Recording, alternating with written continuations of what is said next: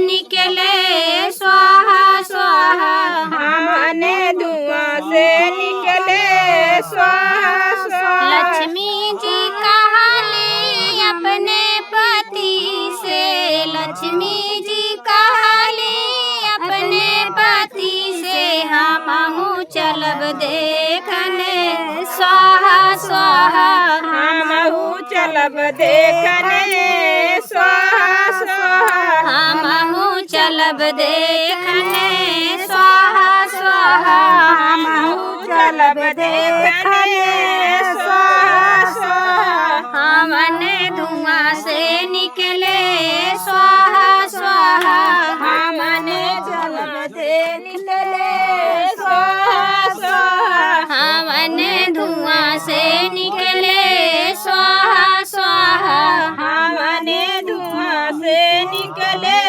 स्वाहा स्वाहा। सरस्वती जी कहाले अपने पति से, सरस्वती जी कहाली अपने पति से, हमहु चलब देखने स्वाहा स्वाहा, हमहु चलब देखने स्वाहा स्वाहा, हमहु चलब देखने स्वाहा स्वाहा, हमहु चलब देखने स्वाहा स्वाहा। सीता जी कहाली अपने पति से, सीता जी कहाली अपने पति से, हमहु चलब देखने स्वाहा स्वाहा, हमहु चलब देखने स्वाहा स्वाहा, हमहु चलब देखने स्वाहा स्वाहा, हमहु चलब